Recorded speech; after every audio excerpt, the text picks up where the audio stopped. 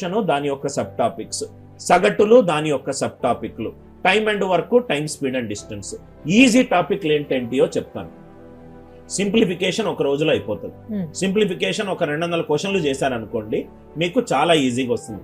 RRB ఎన్టీపీసీలో నేను simplification అన్నాను కదా, సింప్లిఫికేషన్లో ఉన్న సబ్ టాపిక్లు ఏంటో చెప్తాను.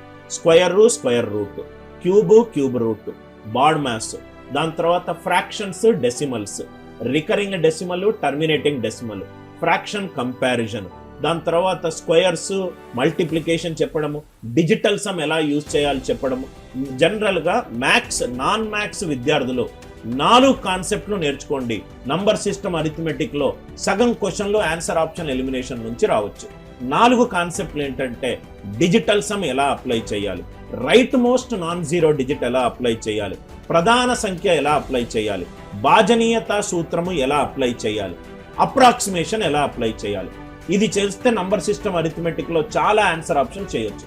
ఆల్జీబ్రాలో ఆన్సర్ పుట్టింగ్, మెన్సురేషన్, ఫార్ములాస్ అన్ని గుర్తుపెట్టుకుంటే చాలు. జనరల్ గా మీరు ఇంకో క్వశ్చన్ అడిగారు, మీరు నన్ను మీ క్వశ్చన్ లో నాకు 3-4 క్వశ్చన్లు.